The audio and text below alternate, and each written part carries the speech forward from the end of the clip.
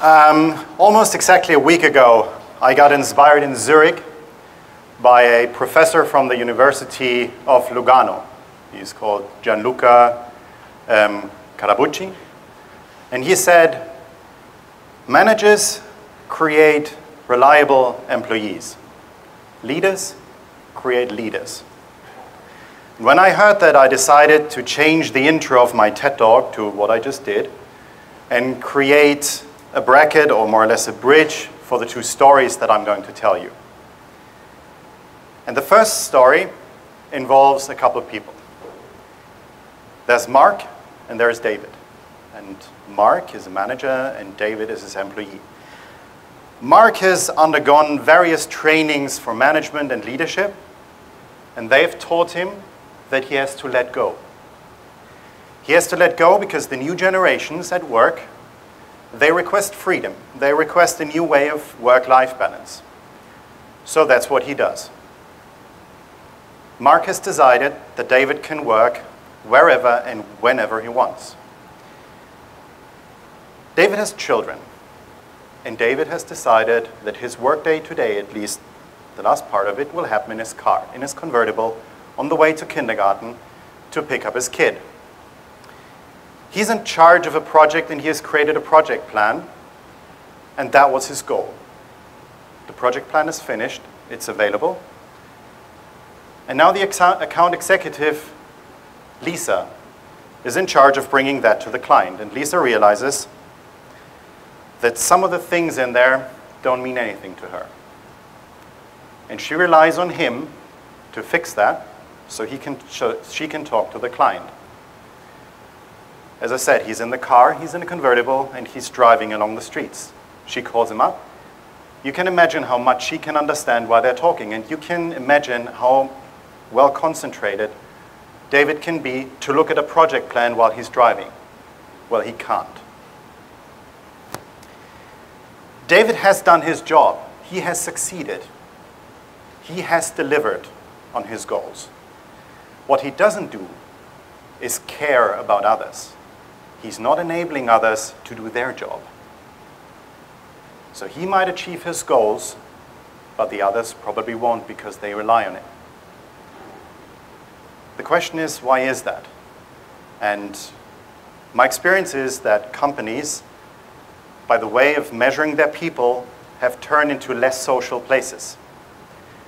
Now, if you look at companies today, I've seen that over the past 5 years, what they're trying to do is they're addressing that issue by introducing new technology. If you have an issue, you introduce technology and it will fix it, they think. What they did is they looked outside organizations and they looked to the internet and they saw social media. They saw Facebook and Twitter, and they saw millions, billions of people jumping onto it, loving it. And they realized it nurtures connections, it nurtures connectivity, it nurtures collaborative behavior. Now that's awesome. So all you have to do is you just pull Facebook inside the company and you're good. No, you're not.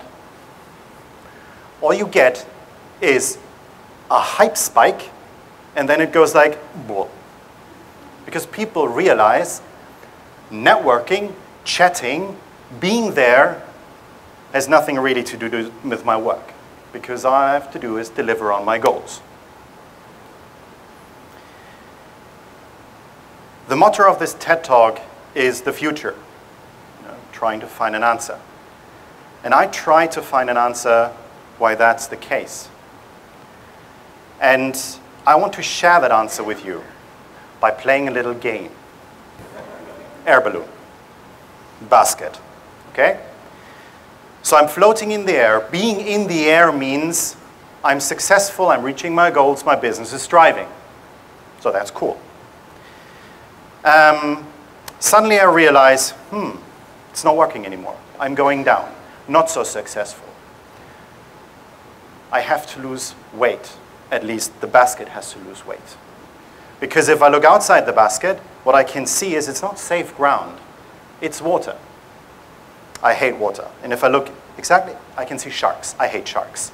I don't want to go down there, really. So I look around and all I can see are 3 big stones. One stone has "Get your stuff done, do your work" written on it. The second one has "Reuse what you've done before and what others have done before." And the third one, "Network with others." That's the 3 stones. I want you to help me to throw stones overboard outside the basket. And you have to vote for those stones that go overboard. And you will vote by humming. Humming is and we will train it first. So, please hum now. That wasn't loud enough. Please hum now. Thank you. That was humming. Great. So, remember, water, sharks, air balloon going down, 3 stones. Which stone to throw first if staying in the air means being successful? So, doing your work, getting stuff done. Shall I throw that stone overboard? Hum now. That's the one that don't really want to work. Anyway, second stone, reuse things that others have done before to get your work done. Shall I throw that stone overboard? Network with others? I have to throw network with others overboard because you haven't hummed enough for the first 2. Bad news for me, still going down. Get your work done, reuse things that you've done before. Get work done goes overboard. Okay. Reuse stuff. You reuse stuff, you get work done. That's really strange.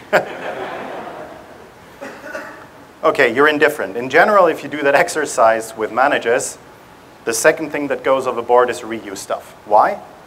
Because you have to get your stuff done. You have to reach your goals. Your goals, you've got the sheet. Reach them, be successful. Don't care so much what others have done. And at least don't care about the networking piece. That doesn't really help. And that's the reason why the internal networks don't really take off, because all your focus is on the stuff that you're supposed to do. If you really want to change, you're not throwing any stones overboard. The stones become one. Getting your work done by reusing stuff that others have done as well and reusing things that you've done before and networking with people. What you have to throw overboard is old paradigms and old ways of thinking. Getting back to Mark and David. If Mark wants to enable David as a leader and as an well-developed manager, it's not just the enablement to give him all the freedom that he needs to do work wherever he wants. He has to lead him to be a leader, to do his job and lead others to be successful. And that means teach others to care for others, to really intrinsically care. And that's what I want you to take away from here. Enablement is not just freedom, it's caring. Thank you.